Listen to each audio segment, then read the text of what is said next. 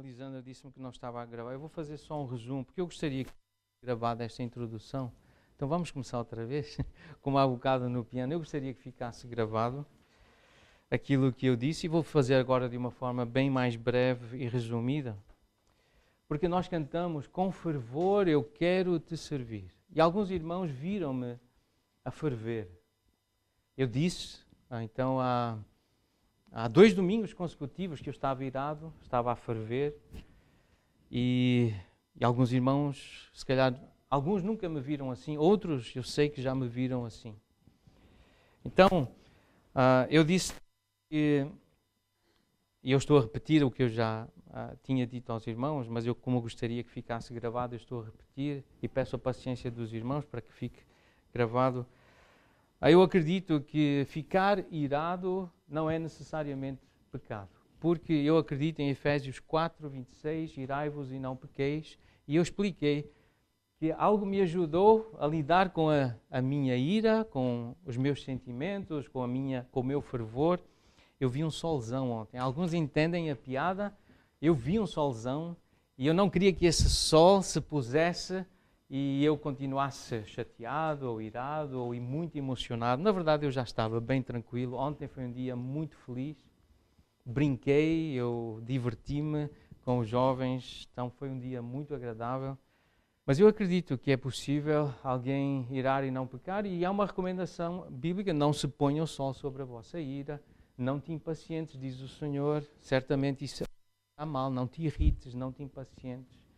Então é importante estar calmo, estar tranquilo, falar de forma calma e ordenada, fazer o que o apóstolo Pedro fez quando foi arguído, foi corrigido, foi confrontado por algo que ele acreditava ter feito bem. Ele acreditava que estava a fazer a vontade de Deus, mas mesmo assim ele foi arguído, ele foi corrigido. Pessoas foram ter com ele para o confrontar. E nós não sabemos o tom com que Pedro fez essa exposição em ordem, mas estamos em Atos, eu mencionei Atos capítulo 11, o versículo 4. Nós não sabemos realmente como é que Pedro falou, imagino, o texto não diz, mas que ele estivesse contrariado, porque ele sabia o que Deus lhe tinha dito, ou o que ele acreditava ter ouvido de Deus, e aquelas pessoas estavam a repreendê-lo e a corrigi-lo, porque ele tinha feito algo que, na percepção dessas pessoas, não deveria ter sido feito. Então eu quero hoje, eu disse que imitei Jesus em João capítulo 8, eu disse que imitei Paulo em 2 Coríntios, especialmente no capítulo 10, mas hoje eu quero imitar Pedro, o apóstolo, em Atos capítulo 11, a forma como ele fez uma exposição em ordem para explicar, e ele foi realmente muito calmo e detalhado, parece, não é? Porque ele conta o sonho, ele conta aquilo que ele ouviu e explica tudo. E eu espero que ao fim desta exposição, o resultado na nossa igreja, o resultado nos ouvintes, aqueles que ouviram a semana passada e que estão a ouvir hoje ou que vão ouvir depois a gravação, que seja o mesmo que Pedro teve.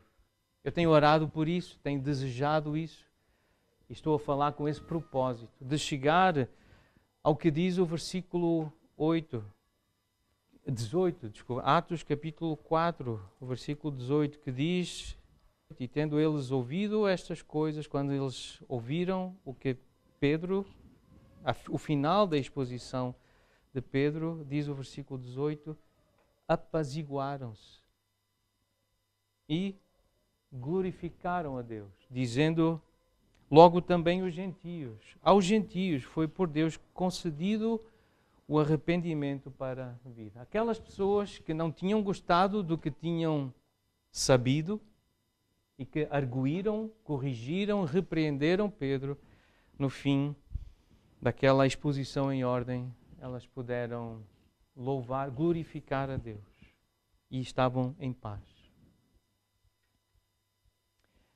Então eu mencionei que nós já estudamos ao detalhe a primeira carta de Paulo a Timóteo.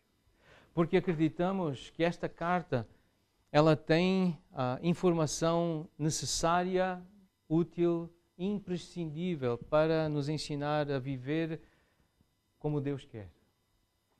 A ser uma igreja de Cristo à maneira de Cristo. Eu acredito que esta carta, o cerne dela, o objetivo dela, é o que está aqui no capítulo 3, versículos 14 até 16. E foi em 2021 que nós estudamos esta carta. Algumas pessoas não estavam aqui, outras podem ter esquecido do que nós estudamos. Eu quero recordar, eu quero lembrar aquilo e vou fazer uma visão panorâmica daquilo que nós estudamos em 1 Timóteo, os 6 capítulos da primeira carta a Timóteo. Então vamos ler os versículos 14 até 16. Escrevo-te estas coisas esperando ir ver-te em breve, para que, se eu tardar, fiques ciente de como se deve proceder na casa de Deus, que é a igreja do Deus vivo, coluna e baluarte da verdade. Evidentemente grande é o mistério da piedade. Aquele, ou Deus, que foi manifestado na carne, foi justificado em espírito, contemplado por anjos, pregado entre os gentios, querido no mundo, recebido na glória. Ler esta passagem, estes versículos, ajudou a escrever a visão que nós temos para esta igreja local.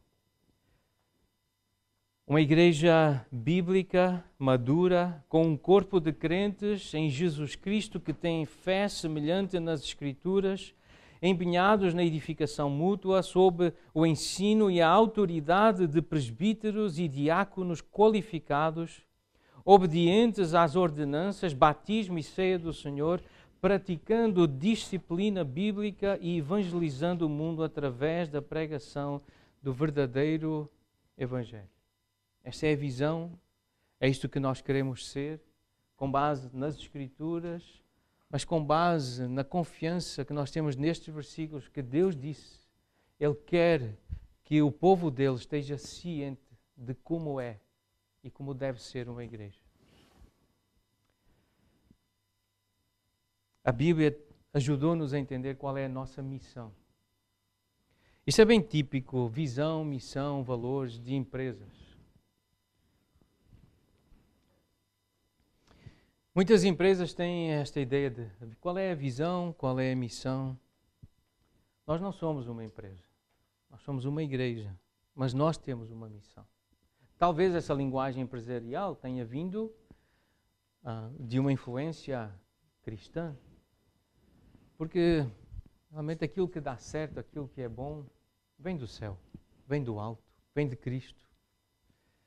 E nós temos uma missão, nós sabemos qual é a nossa missão. Nossa missão como igreja é fazer discípulos, batizando-os e ensinando-os a guardar todas as coisas que Jesus ordenou. É isso que nós acreditamos que temos que fazer. Discípulos de Jesus, é apontar para Jesus. E nós por isso acreditamos que para se ser uma igreja bíblica, uma igreja saudável, ou para fazer parte dela, para ser membro da igreja, é preciso ter Jesus Cristo no centro. Tem várias referências para justificar esta afirmação, todas em 1 Timóteo. Mas o texto principal é o versículo 16, que diz, evidentemente, grande é o mistério da piedade. Algumas versões têm aquele, o que é uma tradução perigosa. E tem sido criticada. A tradução, que é a que eu tenho, a Almeida, Revista Atualizada, tem fortes críticas, e esta é uma das maiores, talvez a mais grave. De em vez de estar Deus, como algumas versões têm, tem aquele. Este é um problema grave na tradução. Porque aquele é bem diferente de dizer Deus. Deus se manifestou em carne. Aquele não é aquele qualquer, não é um anjo, não é uma força, não é um poder qualquer, é Deus. Deus se manifestou em carne. Foi justificado em espírito, contemplado por anjos, pregado entre os gentios, querido no mundo, recebido na glória. E 1 Timóteo apresenta Jesus desta forma, a nossa esperança, o nosso Senhor, em quem há fé e amor. Ele veio para salvar os pecadores, Ele é perfeitamente paciente e longânimo. Ele é o único mediador entre Deus e os homens e Ele irá voltar, Ele irá manifestar-se. Isto é 1 Timóteo a falar de Jesus. E alguém, eu não sei quem, mas alguém fez um texto para descrever Jesus ao longo das Escrituras. Então acompanhem a leitura deste texto. Eu retirei este texto da Bíblia de Estudo MacArthur, numa página da Bíblia de Estudo MacArthur, mas não tem o autor, por isso eu não sei quem escreveu este texto. Um dos princípios mais importantes da Escritura é a afirmação de que Jesus Cristo é totalmente suficiente para todas as questões de vida e santidade. Ele é suficiente para a criação, salvação, santificação e glorificação. Ele é tão puro que não há nele nenhum defeito, mancha, sinal de pecado, desonra, mentira, engano, corrupção, erro ou imperfeição. Ele é tão completo que não há outro Deus além dele. Ele é o único Filho amado. Todos os tesouros da sabedoria e do conhecimento estão nele. A plenitude de Deus habita completamente nele. Ele é herdeiro de todas as coisas. Ele criou todas as coisas e todas as coisas foram criadas por Ele, por meio dele e para Ele. Ele sustenta todas as coisas pela palavra do seu poder. Ele é o primogênito de toda a criação. Ele é a representação exata de Deus. Ele é o único mediador entre Deus e o homem. Ele é o sol que ilumina, o médico que cura, a coluna de fogo que defende, o amigo que conforta, a pérola que enriquece, a arca que suporta e a rocha que sustém sob as maiores pressões. Ele está assentado à direita do trono da majestade nas alturas. Ele é superior aos anjos, superior a Moisés, superior a Arão, superior a Josué, superior a Melquisedeque, superior a todos os profetas, maior que Satanás e mais forte do que a morte. Ele é o primeiro e o último. Ele é o imaculado Cordeiro de Deus, Ele é a nossa paz, Ele é a nossa esperança, Ele é a nossa vida, Ele é o caminho vivo e verdadeiro, Ele é a força de Israel, Ele é a raiz e a geração de Davi, a brilhante estrela da manhã. Ele é fiel e verdadeiro, Ele é o autor e consumador da nossa fé, Ele é o autor da nossa salvação, Ele é o vencedor. Ele é o servo do Senhor, Ele é o apóstolo e sumo sacerdote da nossa confissão, Ele é o servo justo. Ele é o Senhor dos exércitos, o Redentor, o Santo de Israel, o Deus de toda a terra. Ele é o homem de dores, Ele é a luz, Ele é o Filho do homem. Ele é a videira verdadeira, o pão da vida, a porta. Ele é o Senhor, Ele é o profeta, sacerdote e rei. Ele é o nosso descanso sabático. Ele é a nossa justiça. Ele é maravilhoso conselheiro, Deus forte, Pai da eternidade, príncipe da paz. Ele é o nosso supremo pastor. Ele é o Senhor das nações. Ele é o leão da tribo de Judá. Ele é a palavra viva. Ele é a rocha da salvação, o Espírito eterno. Ele é anterior a tudo, Criador e Consolador, Messias, e Ele é o grande Eu Sou. E nós acreditamos que para ser uma igreja bíblica, uma igreja saudável, e para fazer parte dela é preciso ter este Jesus no centro. É este Jesus que tem que estar no centro de uma igreja saudável, de uma igreja bíblica. Nós estudamos a doutrina de Cristo, estudamos juntos Cristologia.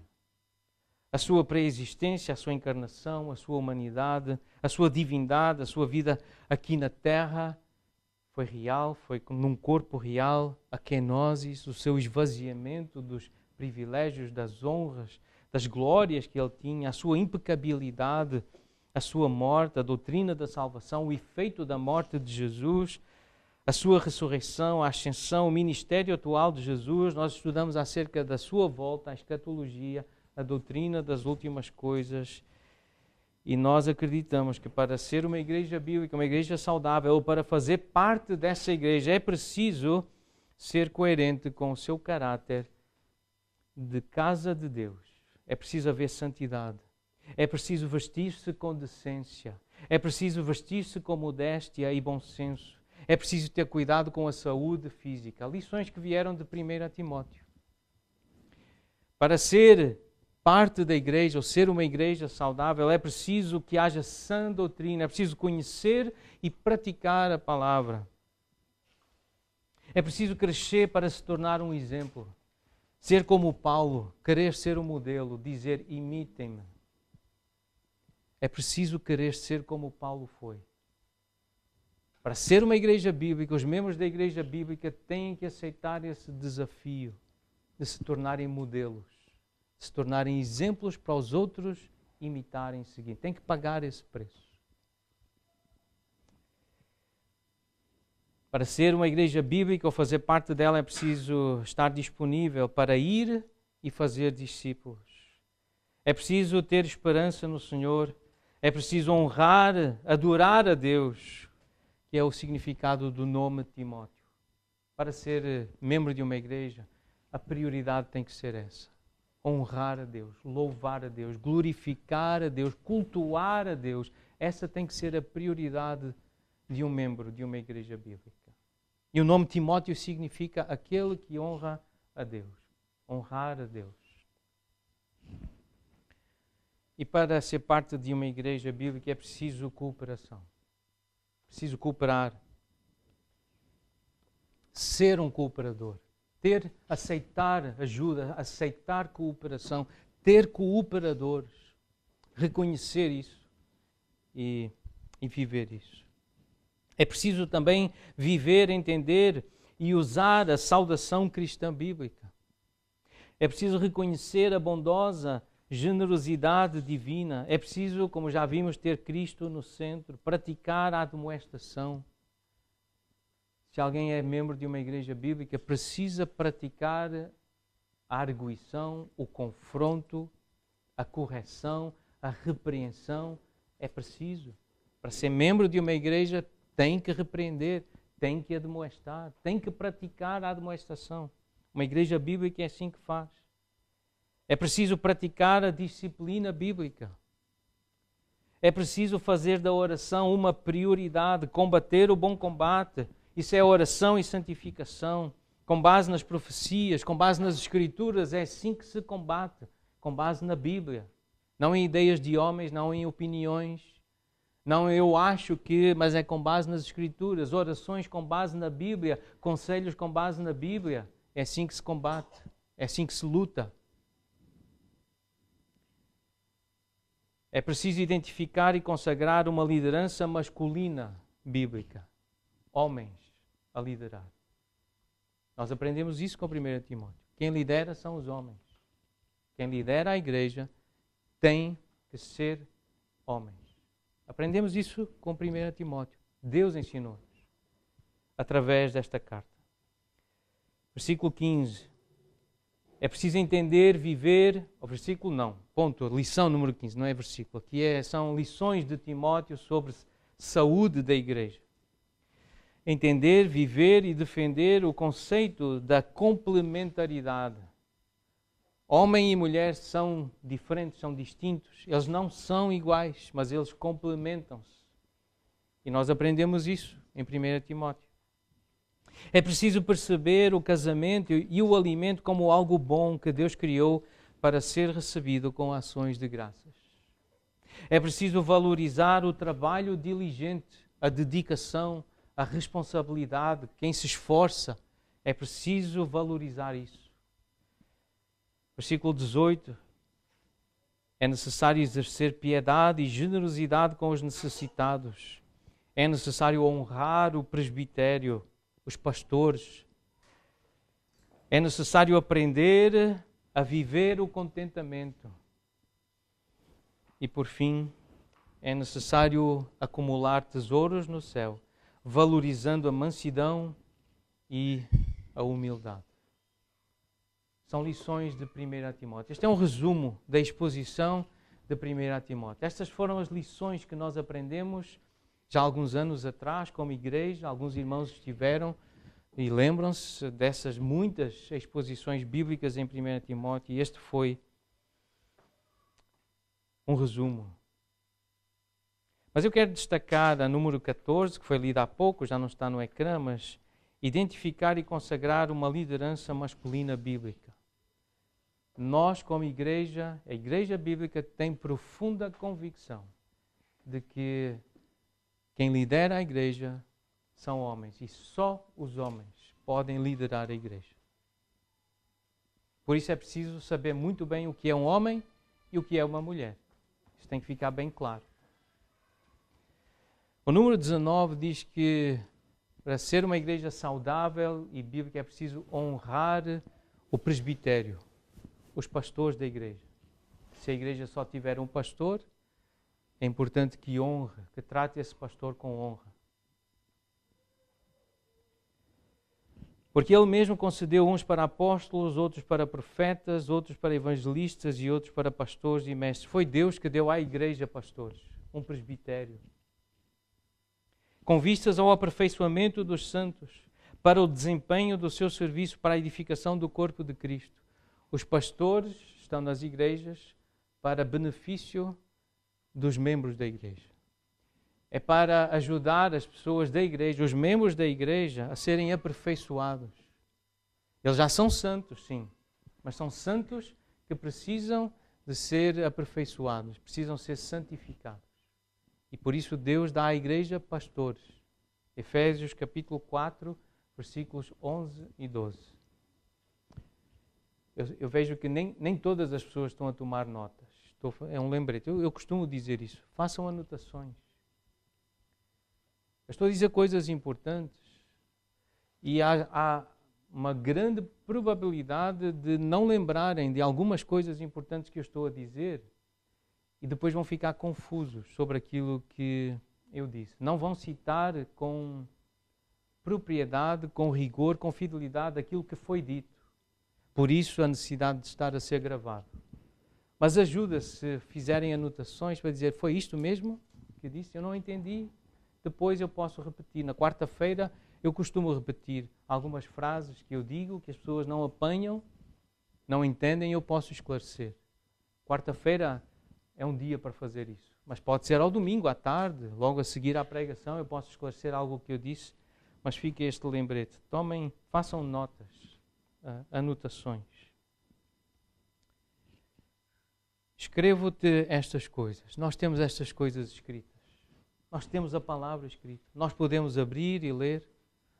Isto é algo muito precioso. Deus falou e o que Deus disse está escrito e nós podemos consultar, podemos guardar no coração e para depois usar quando surgirem problemas, quando surgir falsa doutrina, falsos mestres, porque o capítulo 1 de Timóteo fala dessa questão. Há falsos mestres. Quando houver desordem na adoração, capítulo 2, versículos de 1 a 15, ainda bem que está escrito, porque nós podemos ordenar, pôr em ordem a adoração. O culto tem uma ordem. Estas coisas foram escritas para nós sabermos quem pode ser líder na igreja. Quais são os critérios? A necessidade de líderes qualificados.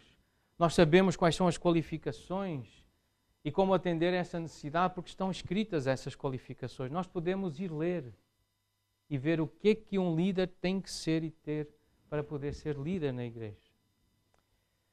Estas coisas foram escritas por causa do materialismo, como ele nos seduz, os bens materiais, o dinheiro, as riquezas, as bênçãos aqui da história. É por isso que nós também escolhemos acreditar na Bíblia. Nós escolhemos acreditar na Bíblia porque ela é uma coleção confiável de documentos históricos escritos por testemunhas oculares que viveram no tempo de outras testemunhas oculares que descrevem eventos sobrenaturais os quais aconteceram como cumprimento de profecias específicas e que reivindicam ser divinos e não humanos na sua origem. Foi Deus que disse e aconteceu. É Deus que quer e tem que acontecer. Pois tudo quanto outrora foi escrito, Romanos capítulo 15, versículo 4, tudo o que foi escrito, diz Deus através do apóstolo Paulo, foi escrito para nosso ensino, a fim de que pela paciência e pela consolação das Escrituras nós tenhamos esperança. Deus continua a falar hoje. Deus continua a guiar o seu povo hoje. As suas ovelhas continuam a ser guiadas pelo Supremo Pastor. Nós temos essa esperança. Quem é de Deus ouve as palavras de Deus. Quem é de Jesus conhece a voz de Jesus. Essa é a nossa confiança, é a nossa esperança, mas também é a nossa certeza como igreja bíblica. Nós temos essa certeza. Quem é de Deus ouve as palavras de Deus.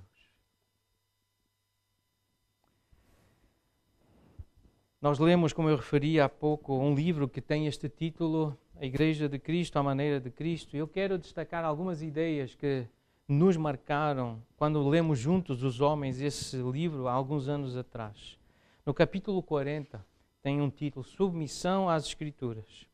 É uma prática comum hoje em muitas igrejas adaptar o culto de adoração em função daquilo que atrairá, que chamará a congregação, encher uma sala, que vai atrair aos membros da igreja ou à cultura perdida em que a igreja está a procurar alcançar.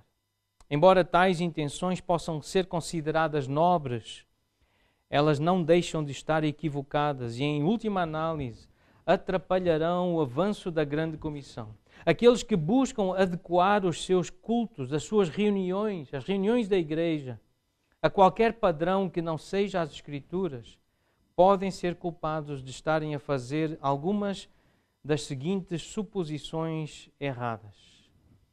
Primeira suposição errada: que a reunião da igreja é principalmente evangelística e deve ser adaptada para atrair e ser agradável ou inofensiva à cultura perdida que está à sua volta. Algumas pessoas estão equivocadas e acham que nós não podemos dizer nem fazer nada que possa soar a ser desagradável a alguém que nos visita. E nós temos visitas aqui hoje.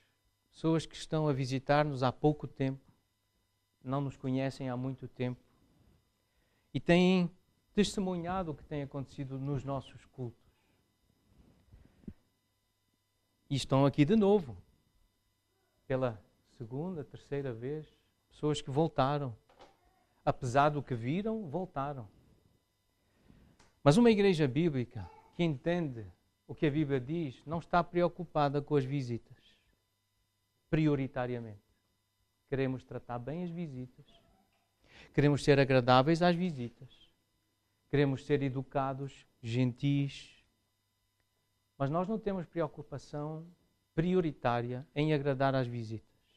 Não é isso que nos move, ser agradável a quem nos visita. Não é isso. Nós fazemos um culto para agradar a Deus, não às visitas. Esta é a nossa convicção. Então temos que ser coerentes com essa convicção. Nós fazemos culto para Deus, não para as pessoas. Escolhemos músicas para Deus, para cantar para Deus e sobre Deus, não para agradar às pessoas. Outro equívoco, outra suposição errada, é que a reunião da igreja é principalmente para a igreja e deve ser adaptada à cultura dos seus membros. São portugueses? Então vamos ter que cantar fados, porque são portugueses. São brasileiros? É samba. Não é isso. Isso é uma suposição errada. Não é isso. Não é para agradar à cultura da igreja. É para agradar a Deus. Não é aos membros da igreja. Outra suposição errada, que Deus não está preocupado com a ordem da adoração ou simplesmente não revelou a sua vontade em relação a este assunto. É verdade, eu disse há pouco, nós não temos muitos versículos que comecem desta forma. Esta é a vontade de Deus. Toca o hino, antes da pregação, toca o hino do HCC 212. Nós não temos assim mandamentos tão claros. Esta é a vontade de Deus. Canta este hino ou canta aquele cântico. Nós não temos. Há princípios. por que cantar o HCC 212? Há princípios que nos norteiam. Mas não é a ordem se o hino vem antes ou depois. Deus não... Há um equívoco, que Deus não está preocupado com a ordem da adoração, ou simplesmente não revelou a sua vontade em relação a este assunto. Deus quer que haja ordem, sim. 1 Coríntios 14, Deus dá instruções bem claras.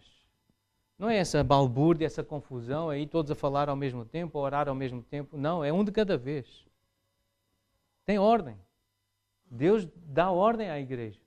É falar um de cada vez. O outro cala-se para o outro falar. Outra suposição errada, versículo 4, é que os líderes da igreja tenham recebido a liberdade de determinar a ordem da adoração de acordo com a sua própria opinião ou preferência sobre o que a igreja e o mundo precisam. De novo, não é o pastor, os presbíteros, não é a liderança espiritual que determina o que é melhor para a igreja. É Deus, é a palavra de Deus, é a vontade de Deus.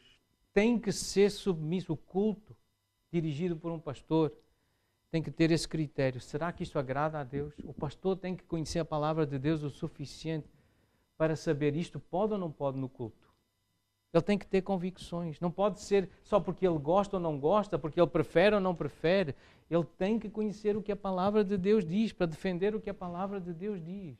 Esse é o papel do pastor. Esse é o papel da liderança, do presbitério.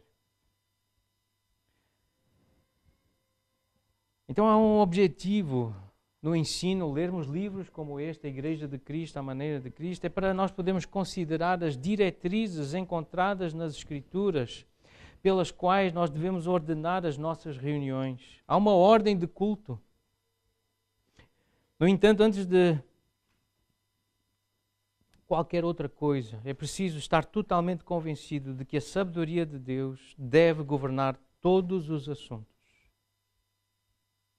E o nosso proceder, a nossa conduta, o nosso comportamento na igreja deve estar de acordo com o que Ele revelou nas Escrituras. Esta é a premissa.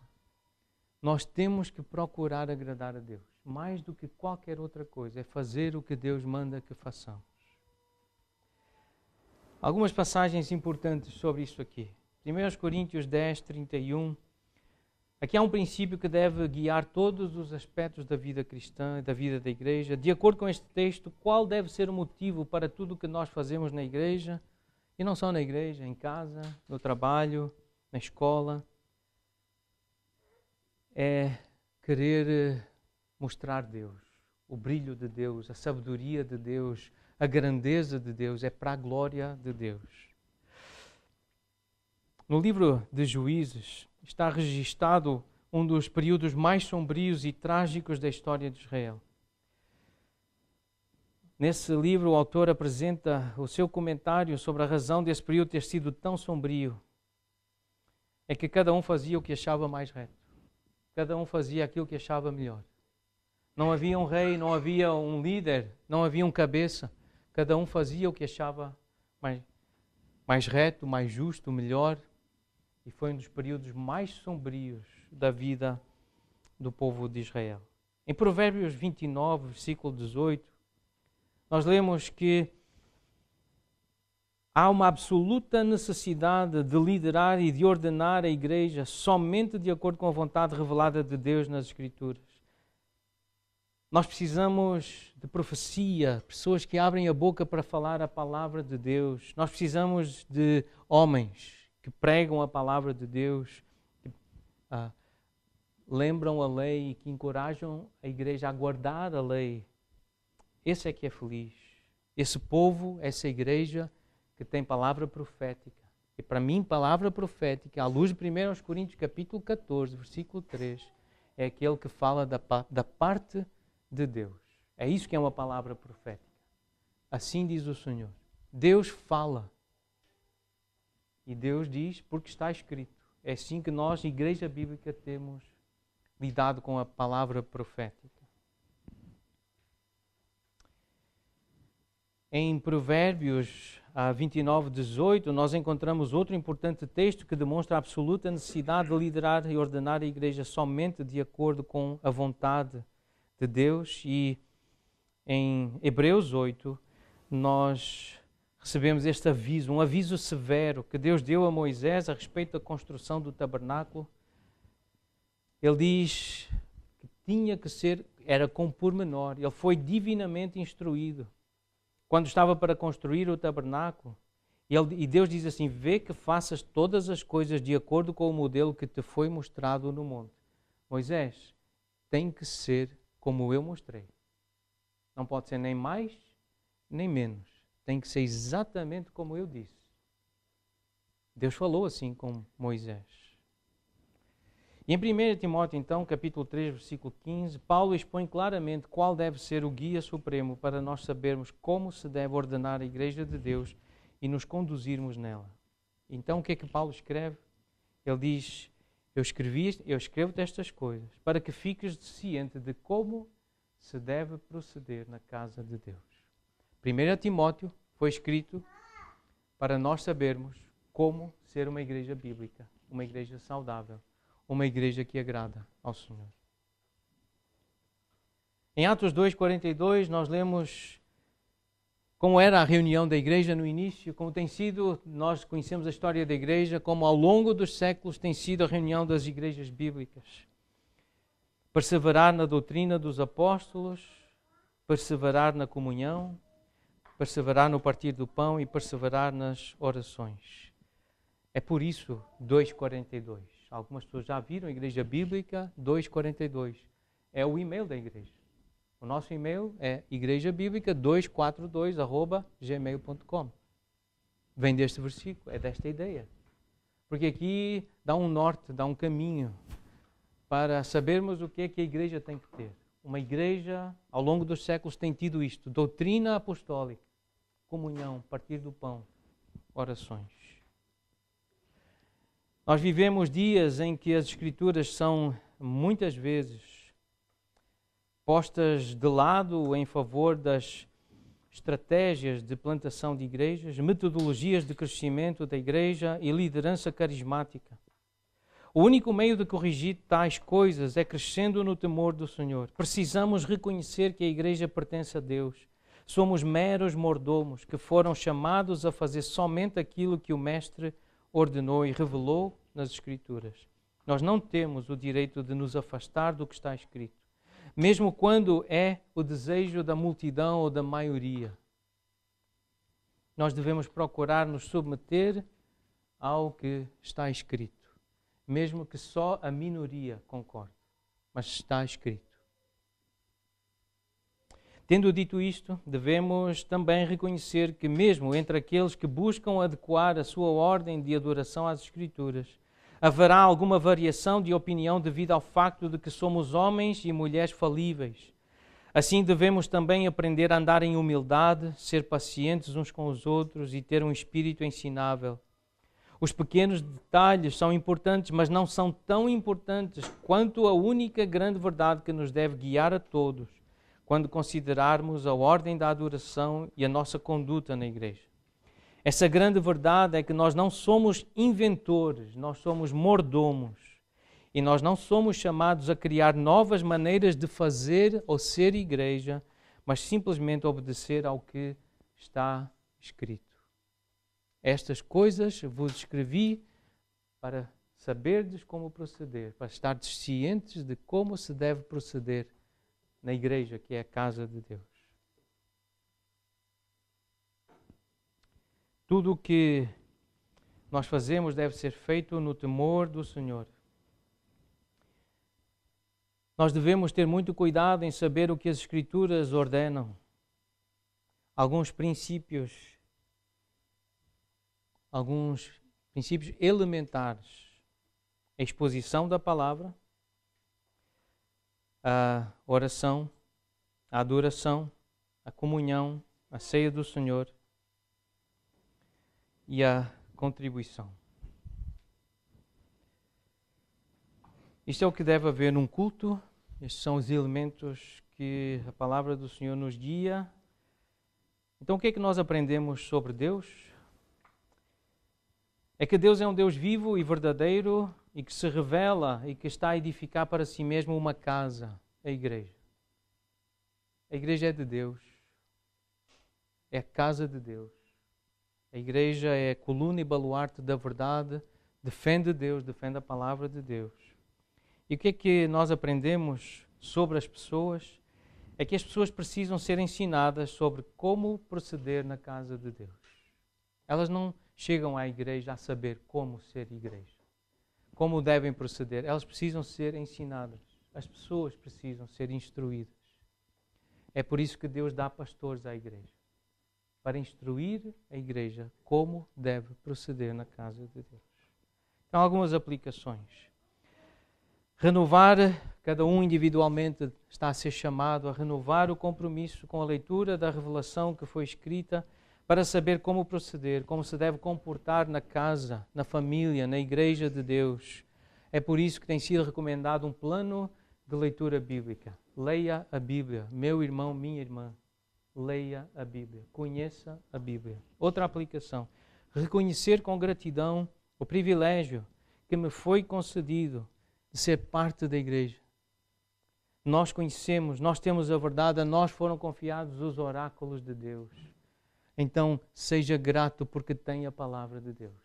Mesmo que o pastor não seja preciso, mesmo que o pregador do dia não consiga explicar tudo, o irmão e a irmã têm a palavra. Examine-a, estude-a, confira. Veja o que é que está lá. Tem essa liberdade, esse privilégio. Não é só o pastor que pode ler e interpretar a Bíblia. Todos podem ler e interpretar a Bíblia com o auxílio do Espírito Santo. Leia a sua Bíblia. É um grande privilégio poder ser parte de uma igreja onde há professores, há pastores que explicam a Bíblia.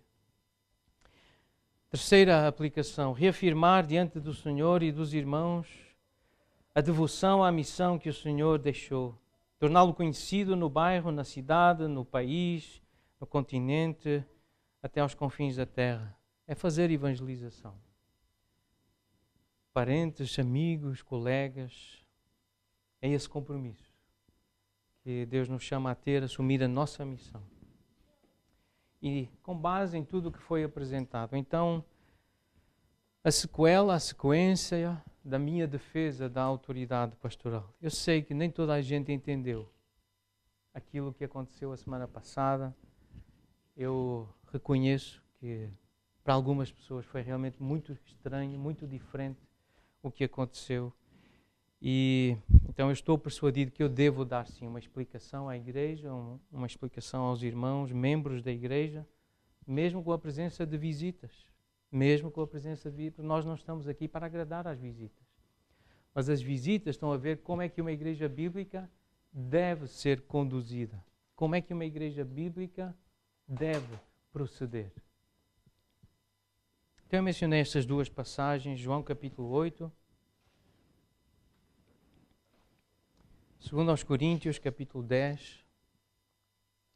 Essa defesa da autoridade pastoral e paternal foi baseada nestas passagens.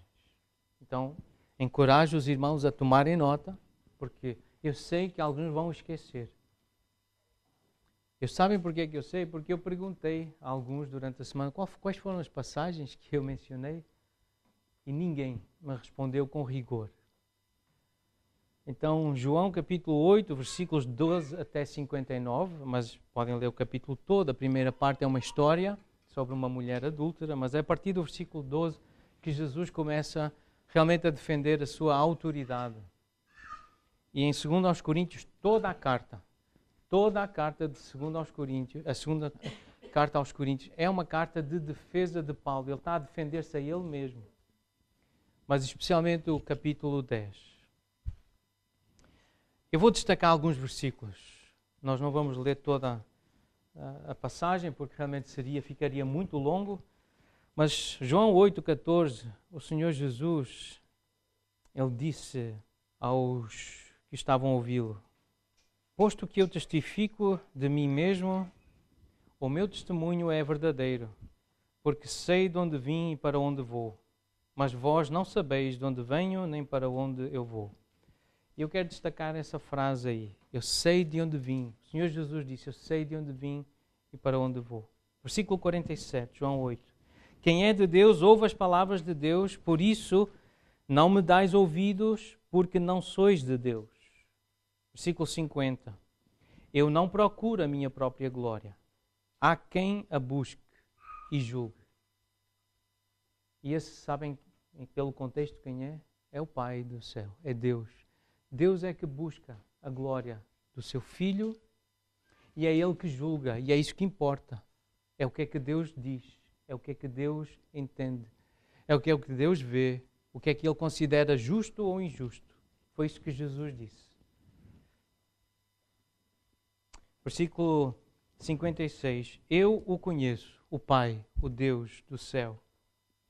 Se eu disser que não o conheço, serei como vós, mentiroso. Mas eu o conheço e guardo a sua palavra.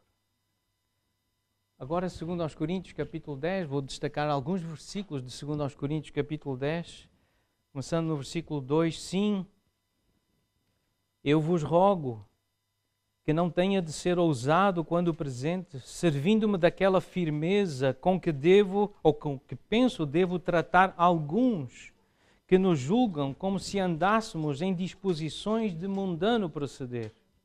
Porque, embora andando na carne, nós não militamos segundo a carne. Porque as armas da nossa milícia não são carnais, e sim poderosas em Deus,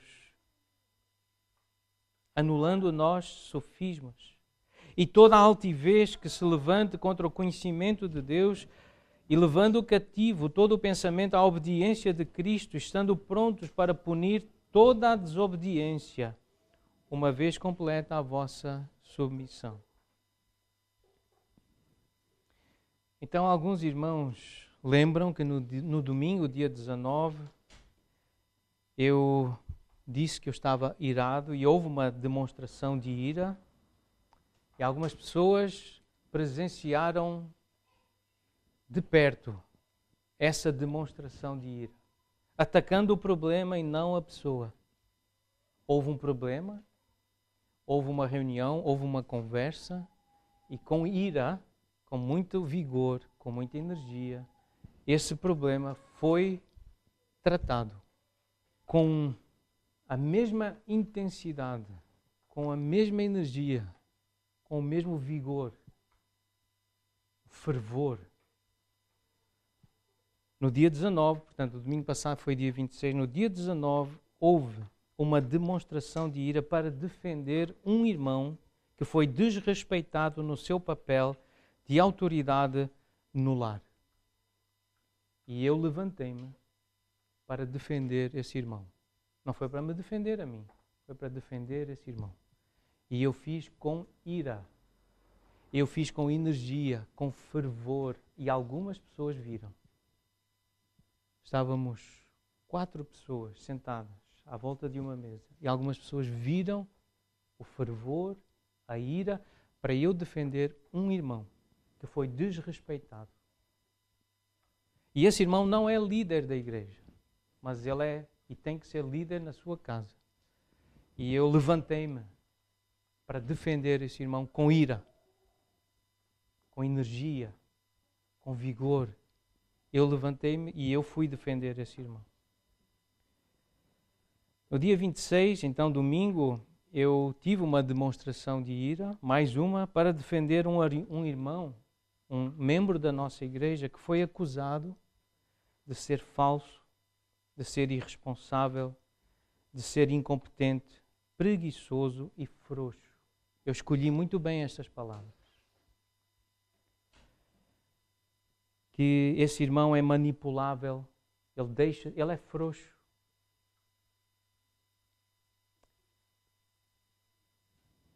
E ele está a viver um momento de preparação para assumir um grande compromisso. Obviamente que ficou claro que o pai tem responsabilidade. Ficou claro que se o pai permite esse tipo de comportamento na vida do filho, algo grave está a acontecer. nessa exposição, nessa defesa da autoridade pastoral, foram mencionadas algumas características, algumas capacidades que esse nosso irmão tem. E várias vezes, durante essa defesa da autoridade, foi dito claramente que essas características e essas capacidades são uma evidência da graça de Deus na vida desse irmão. Mas também há trabalho e há dedicação desse irmão para saber o que sabe, para ter a capacidade que tem. E houve um texto que foi usado, 1 Coríntios, capítulo 15, versículo 10. Paulo a dizer, eu sei quem eu sou o que sou por causa da graça de Deus. Antes eu trabalhei muito mais do que todos os outros. Eu trabalhei mais do que todos. Porém não eu, mas a graça de Deus comigo. Isso foi dito aqui. Então eu quero esclarecer algumas coisas sobre o que foi dito e a forma como foi dito, a intenção com que foi dito. Uma das coisas foi falar um idioma, falar inglês. E eu sei que os Pereira, especialmente, eu vou mencionar nomes agora, porque são virtudes. O Dário fala bem inglês. Acho que até fala muito bem. A Rebeca fala bem inglês. Eu creio que fala muito bem inglês. E eu tenho ajudado na preparação do casamento do Dário e da Alexandra e da Rebeca com o Brian. As conversas são em inglês. As nossas reuniões, os nossos aconselhamentos são feitos em inglês. Então eu ouço o Dário falar inglês. Eu ouço a Beca falar inglês. E como eu também consigo falar inglês, não tão bem, eu não falo tão bem inglês como eu acho que o Dário fala. O Dário fala melhor inglês do que eu e a Beca fala melhor inglês do que eu. E às vezes, nas nossas conversas, eles têm que me ajudar a lembrar de algumas palavras ou a corrigir algumas frases, porque eu não falo tão bem quanto eles. Mas eu sei que há melhor e pior. Eu sei que o Dário fala melhor inglês do que eu e que a Beca fala melhor inglês do que eu. Mas para mim é bem evidente, e para outras pessoas também é bem evidente, que quando ouvem o irmão Pedro e a irmã Ana falarem inglês, algo diferente acontece. Ontem tivemos uma experiência na praia, eu vou resumir a história, estava lá um americano nativo. Ele veio passar uns dias a Portugal, mas ele é dos Estados Unidos, ele é da Califórnia, e quis jogar vôlei connosco. Ele e dois amigos chegaram lá, um belga, o outro não sei se também é belga, mas chegaram lá assim, podemos jogar convosco? E foram muito bem recebidos por nós, jogaram, e estávamos vários que tentaram falar inglês. Ele ouviu alguns de nós falarmos inglês e depois ouviu a Ana falar inglês. E ele não resistiu a fazer a pergunta, onde é que tu aprendeste a falar inglês? E ela disse, eu estudei numa escola norte-americana. Ele disse, parece a tua primeira língua. Tu falas inglês como uma pessoa que nasceu num país de língua inglesa. É evidente. Eu ouço a Ana falar inglês, ou o Pedro falar inglês, e eu posso afirmar que o Pedro fala melhor inglês do que o Dário. Eu consigo dizer isso. Mas não estou a humilhar o Dário. Eu só estou a constatar. É um facto. Mas eu já elogiei o Dário aqui em público. Eu disse que eu tenho admirado muito a liderança dele, a forma como ele tem feito decisões. Eu tenho gostado da masculinidade. Eu louvo a Deus pela vida, pela graça de Deus na vida do Dário. E eu não fui confrontado, eu não fui corrigido. Ninguém me veio repreender porque eu exaltei o Dário. Mas eu sei ver quem fala bem inglês. E sei ver quem não fala bem inglês. Eu sei que o Levi joga muito bem futebol. Eu já ouvi jogar futebol. E joga bem vôlei. Melhor do que a Aninha. O Levi joga vôlei melhor do que a Aninha. Mas em inglês ele não fala assim tão bem. Querem ver? What's your name? Os jovens entendem, não é? What's your name? Ele, o quê? Mas é brilhante a fazer humor. Ela arrebatou sorrisos e gargalhadas de irmãos que estão no grupo de jovens, a forma como ele fez uma piada ontem. Brilhante, brilhante. Eu vejo essas coisas, eu sei que nem toda a gente tem essa habilidade para jogar futebol ou vôlei ou contar piadas limpas, sem ofender ninguém. Mas vale a pena ver essa piada. Falem com jovens, foi brilhante. A forma como o Levi falou do solzão, no contexto, tem que entender o contexto, eu não vou ter tempo para explicar, foi brilhante. Mas para saber jogar vôlei ou futebol, ou pelo menos futebol, tão bem como o Levi, ele teve que treinar, ele teve que se dedicar, são horas e horas. O Bruno também joga muito bem futebol e vôlei, eu vi-o, até futebol é melhor do que vôlei, mas são horas de dedicação.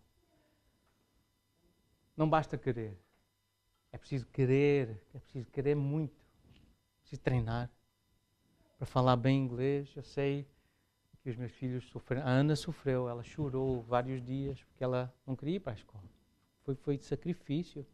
Escola de inglês, ela não sabia falar inglês. Ela ficava calada, foi repreendida porque não falava. Eu sei o sofrimento que os meus filhos passaram para falar inglês. E eu quero falar inglês como os meus filhos. E se eu quero, eu vou ter que estudar. Eu vou ter que ralar. Eu vou ter que me sacrificar. Se eu vou ter que pregar em inglês, escrever em inglês, eu quero melhorar. Talvez eu nunca chegue a falar como o Pedro e como a Ana. Porque eu não tive o privilégio que eles tiveram de ser educados numa escola onde se fala inglês todo o tempo. Eu não tive esse privilégio. E sei que muitos não tiveram. Que eu saiba, o Dário não teve, a Beca não teve. Então, é por isso, há diferenças. A forma como o Pedro e a Ana falam inglês é diferente da forma como eu falo inglês. Eu não sei se algum dia eu vou falar inglês como eles, mas eu quero melhorar. E se eu quero, eu vou ter que trabalhar, eu vou ter que estudar. Eu vou ter que me dedicar muito à língua inglesa para poder falar melhor do que eu falo hoje. Então, uma coisa é bajular, outra coisa é descrever, é defender. Eu defendi há pouco tempo, eu elogiei a postura dos meninos Tiago e Miguel, há poucos dias atrás. Eu fiz um elogio público, que eu gostei muito da postura deles no dia do aniversário, postura de homens. Eu disse isso aqui, publicamente. Eu disse, eu gosto disso. Eu louvo a Deus pela graça dele na vida destas crianças, porque eles sabem ser homens, sabem portar-se como homens. Eu fiz um elogio aqui publicamente, também não recebi nenhuma repreensão, nenhuma crítica por eu ter feito isso. Embora eu saiba que isso possa não ter agradado a toda a gente. Tornou-se então um procedimento repreensível elogiar o irmão Pedro, porque o irmão Pedro é meu filho.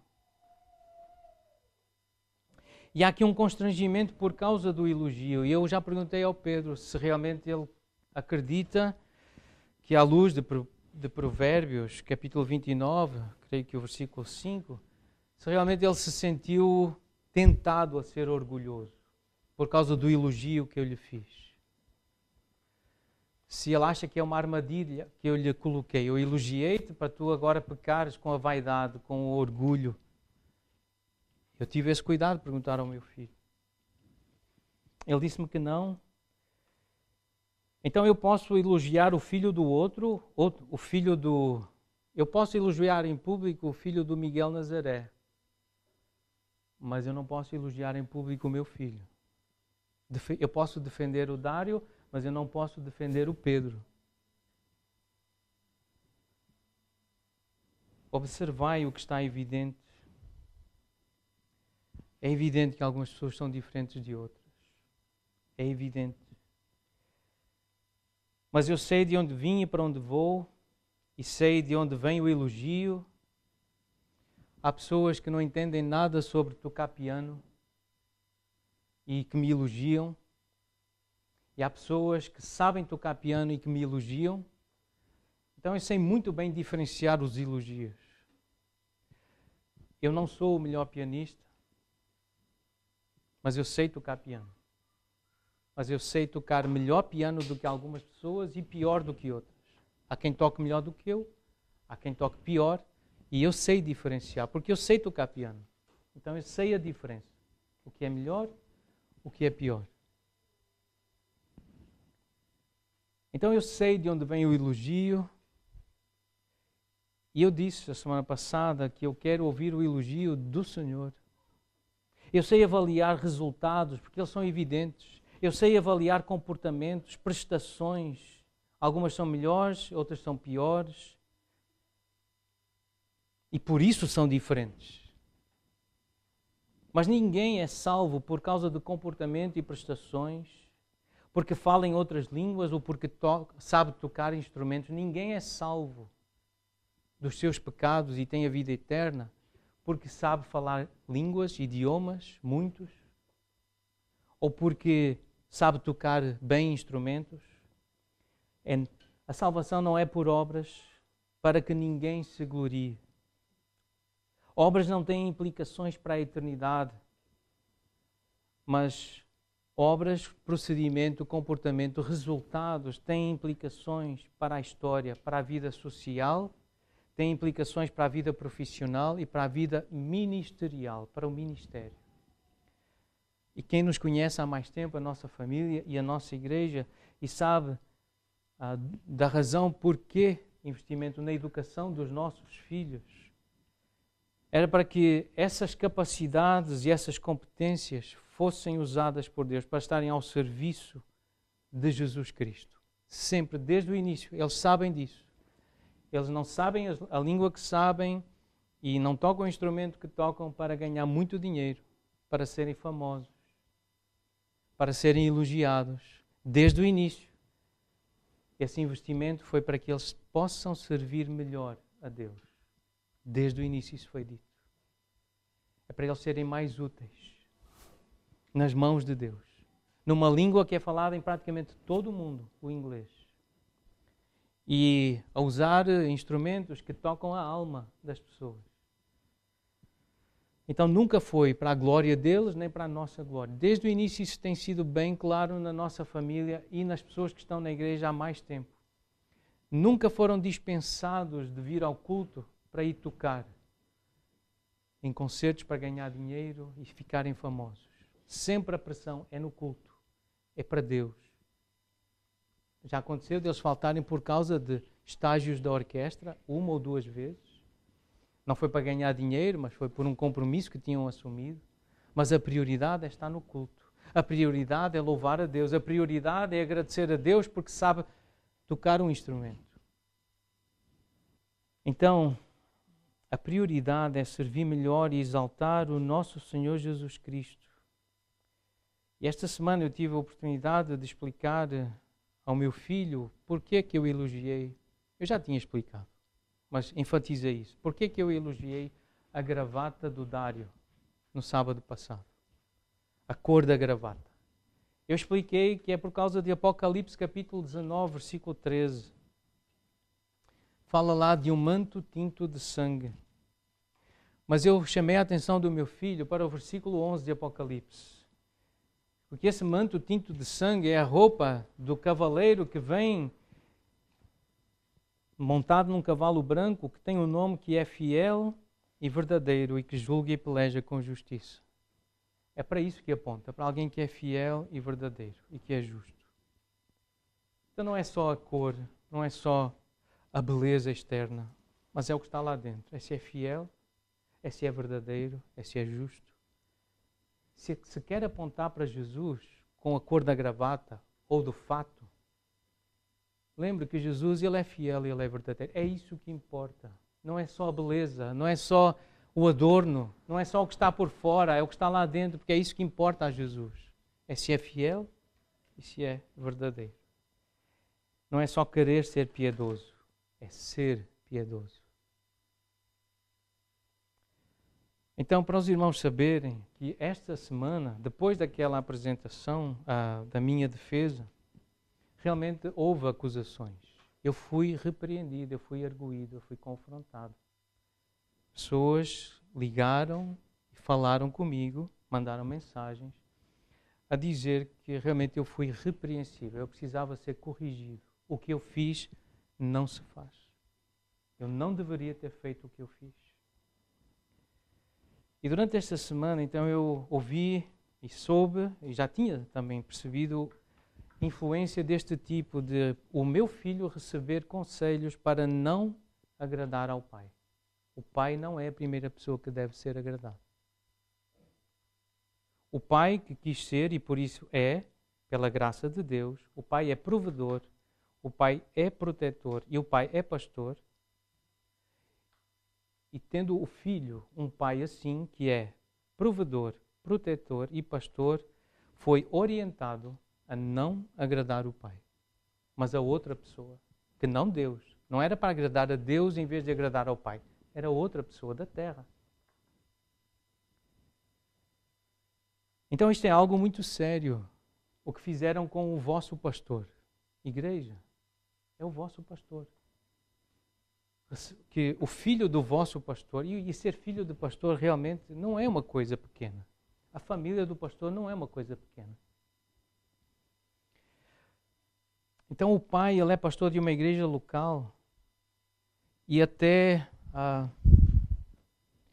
capacidade do pai ou a justiça do pai, a intenção do pai, a coerência do pai foi colocada em causa. Só que o pai é o pastor da igreja, é o vosso pastor, dos membros desta igreja.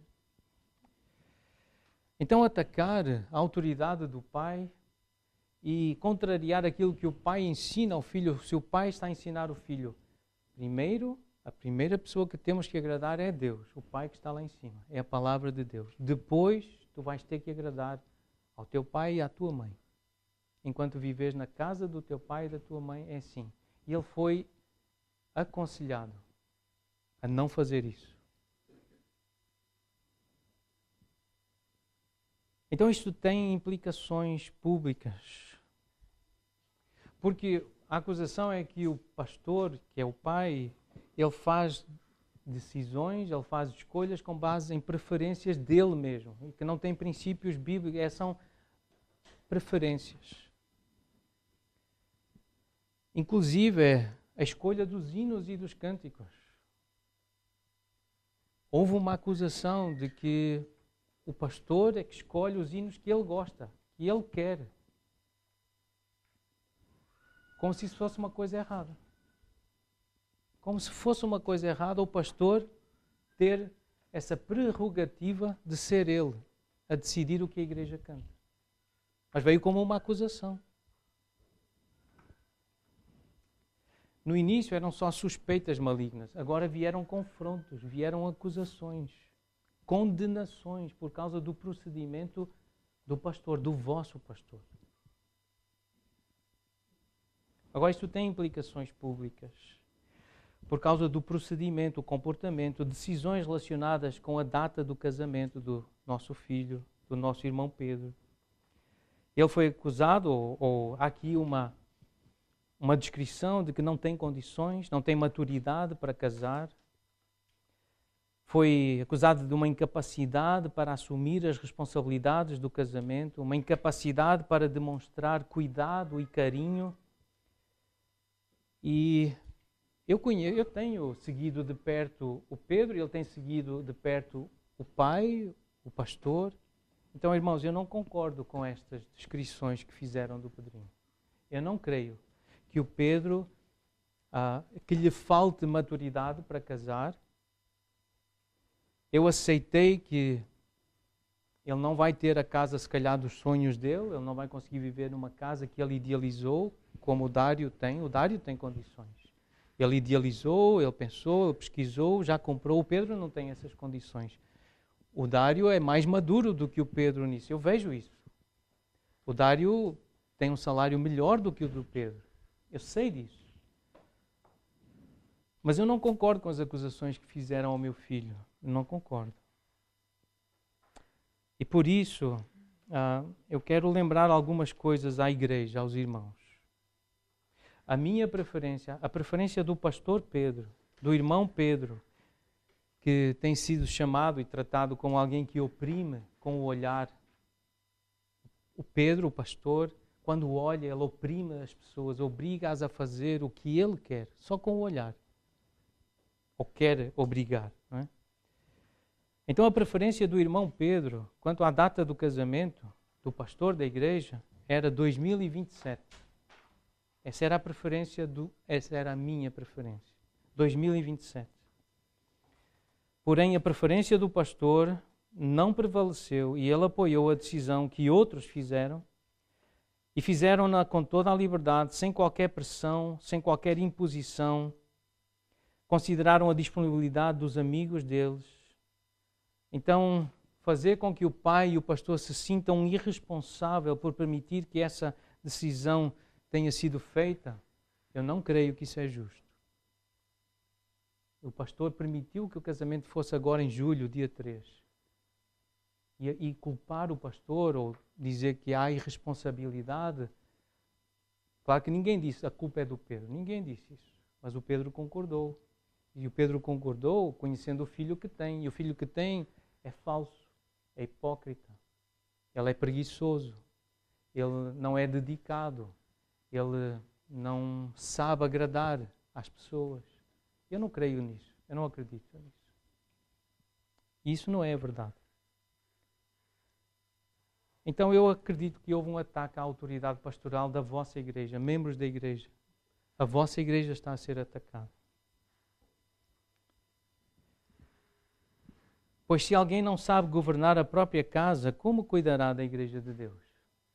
Se eu não sei aconselhar o meu filho, se eu não sei fazer dele um homem honesto, trabalhador, se eu não consigo ajudar o meu filho a fazer um plano para marcar uma data importante, como é que eu vou liderar os irmãos?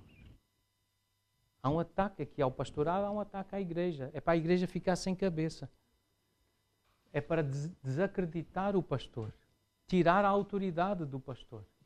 Se o pastor não sabe aconselhar o próprio filho, vai-me aconselhar a mim? Em Tito capítulo 1, versículo 6, como em 1 Timóteo 3, tem esta ideia, que os filhos têm que ter bom testemunho. Para ser pastor, os filhos e a esposa do pastor têm que ter um bom testemunho. Então, se não sabe ser pai, não pode ser pastor. E nestas conversas que eu tive esta semana, eu ouvi de pastores que eu admiro muito, eu aprendo com eles. Eles defenderam a ideia, se não é casado e se não tem filhos, não pode ser pastor. Um pastor de uma igreja tem que ter uma esposa, não pode ter mais do que uma, e tem que ter filhos obedientes, senão não pode ser pastor. Pessoas que me influenciam disseram-me isso esta semana. Acreditam, praticam isso na sua igreja. Eu fui repreendido, eu fui arguído, confrontado, por eu defender o princípio que está em Hebreus capítulo 10, versículos 24 e 25. Quando eu vejo nestes versículos um mandamento claro para nós congregarmos como igreja. Se é membro da igreja, tem que congregar. É um dever estar no culto. E porquê? Porque Deus quer ser elogiado, Deus quer ser louvado. Ele quer que o povo dele o elogie, o louve, o adore, que lhe renda ações de graças. Deus quer isso. E Ele quer que isso aconteça na casa, individualmente, mas Ele ordena que haja uma reunião pública em que as pessoas se juntam para o louvar. Ele quer isso. E eu fui repreendido porque eu estou a defender este princípio. Estou a persuadir com vigor pessoas que não têm estado aqui regularmente, são membros da igreja, mas não estão aqui regularmente porque precisam ganhar dinheiro. para manter um estilo de vida que escolheram ter. Pessoas que podem, se quiserem, obter um outro rendimento. Se não conseguirem obter um outro rendimento, podem baixar o padrão de vida para viver de acordo com o rendimento que têm. Mas nunca deixar de vir ao culto para adorar, elogiar a Deus, servir a Deus. E eu fui criticado por defender este princípio bíblico. Portanto, irmãos, a vossa igreja está a ser atacada. E com isto eu quero convidar os irmãos a um exame pessoal, chamar ao arrependimento. Algumas resoluções já aconteceram, algumas pessoas já se arrependeram e já disseram que estão arrependidas. E quando alguém confessa o seu erro, o seu pecado, Deus diz que Ele é fiel e justo para perdoar o pecado, purificar de todo tipo de injustiça. Então, esta é uma chamada ao arrependimento. Porque nós estamos conscientes, estamos sóbrios, devemos ser e estamos sóbrios. Ninguém está embriagado aqui. Eu não bebi vinho, eu estou vigilante e eu sei que o diabo, o nosso adversário, ele anda em derredor como um leão que ruge procurando alguém para devorar. E somos chamados a resistir, firmes na fé. Certos de que sofrimentos iguais aos nossos estão a cumprir-se na nossa irmandade espalhada pelo mundo. Há mais pessoas a serem perseguidas porque querem viver piedosamente em Cristo. E não é só querer, é porque estão a viver piedosamente em Cristo. Querem fazer a vontade de Deus e por isso são perseguidas. Então temos que resistir. Esta igreja tem como pastor um homem que sabe o que é ser homem. Eu sei o que é ser homem. E eu valorizo as coisas de homem. Eu gosto de vigor, eu gosto de poder, eu gosto de força, demonstração. Eu já disse, eu já elogiei a potência dos motores, dos cavalos. Eu gosto disso. Um homem é chamado para ser vigoroso, ter força. Para resistir. Não é para bater, não é para humilhar, é para resistir aos ataques do diabo. Defendendo a verdade. O pastor da igreja é alguém que está a resistir à feminização dos homens. Os homens estão a ser encorajados a serem mulheres. Muito meiguinhos. Muito suaves. Muito fracos. Só que o pastor da igreja, o pastor da vossa igreja não é assim. O pastor da vossa igreja está persuadido, está convencido que tem que ser homem. Tem que ser lavrador, como o lavrador, como o atleta, como o soldado. Tem que ser forte. Então, o uso da ira sem violência física, sem ofensas pessoais, é possível. Usar a ira e não agredir ninguém. Usar a ira e não ofender ninguém. É possível. Porque as armas da nossa milícia não são carnais, e sim poderosas em Deus para destruir fortalezas mentirosas, para dizer a verdade. Por isso, irmãos e irmãs, examinai-vos a vós mesmos, se realmente estáis na fé. Provai-vos a vós mesmos. Ou não reconheceis que Jesus Cristo está em vós? Se não é que já estáis reprovados. Mas espero, reconheçais que não somos reprovados. Estamos orando a Deus para que não façais mal algum. Não para que simplesmente pareçamos aprovados, mas para que façais o bem, embora sejamos tidos nós como reprovados. Porque nada podemos contra a verdade, senão em favor da própria verdade.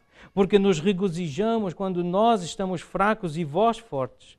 E isso é o que pedimos, o vosso aperfeiçoamento. Portanto, escrevo estas coisas, estando ausente, para que, estando presente, não venha a usar de rigor, segundo a autoridade que o Senhor me conferiu para edificação, não para destruição. É para edificar. Isto foi o que eu disse no final da minha intervenção a semana passada. Então nós vamos, diante desta palavra, 1 Coríntios 11 e 1 Coríntios 15, nós vamos examinar a nós mesmos. Nós vamos cantar o Evangelho, uma estrofe deste hino que nós vamos cantar, da forma como Deus nos sustenta, como Ele nos segura, é por causa do que Jesus Cristo fez na cruz. Não é por causa da dedicação do pai, da mãe, do pastor, é por causa de Cristo. Se alguém está de pé, lembre-se, é Cristo que sustém. É Cristo que sustenta. Não confie em si. Eu não posso achar que foi a minha educação, que é a minha dedicação que fez do Pedro o homem que ele é agora. É Deus, é a graça de Deus. Porque na cruz Cristo deu tudo. Na cruz Cristo, Ele satisfez o justo Deus. Na cruz Cristo, Ele dá a vida eterna. E na cruz, quando olhamos para a cruz, nós lembramos que vamos ver o Senhor Jesus. Nós vamos vê-lo. E o que importa é o que Ele nos vai dizer. E alguns vão dizer, eu nunca te conheci. Alguns, Jesus vai dizer, quem? Tu? Eu não sei quem é. Põe-te a andar daqui para fora. Eu tenho medo de ouvir isso de Jesus. Eu quero ser de Jesus lá e para isso eu tenho que ser de Jesus aqui. Quem não gosta disto não pode continuar nesta igreja. Nós estamos no meio de um processo. O processo não acabou, estamos no meio. Eu sei que há curiosidade para serem ditos alguns nomes, mas não vão ser ditos nomes nenhuns. Por mim não vão ser ditos nomes nenhuns. Há fraquezas, há injustiças, estão a ser tratadas. Da forma como a Bíblia ensina. É com essas pessoas que tem que haver conversa, não é com outras. Aqui estão a ser defendidos princípios, verdades. A avaliação será no fim do processo. Como é que isto vai acabar? É aí que depois vai ter que ser uma avaliação. Vai ter que ser feita essa avaliação. Limites foram ultrapassados, conselhos que não deveriam ter sido dados foram dados, julgamentos que não deveriam ter sido feitos foram feitos, foram precipitados, conversas que não deveriam ter ocorrido, elas ocorreram, e há por isso necessidade de arrependimento, mudança. Reconhecer, eu errei, eu não deveria ter feito isso, eu errei, eu estava errado, eu estava errada. Eu comprometo-me a fazer o certo. Eu quero acertar. Eu quero fazer bem. Irmãos que não concordam, que não gostam da minha defesa, da defesa da minha autoridade e com a defesa do meu filho, provavelmente também não gostam nem concordam com as passagens onde Paulo defende a sua autoridade e defende os seus filhos. Por muito que nos custe este momento que estamos a viver, ele é necessário, momentos como este são necessários na vida de uma igreja que é realmente bíblica.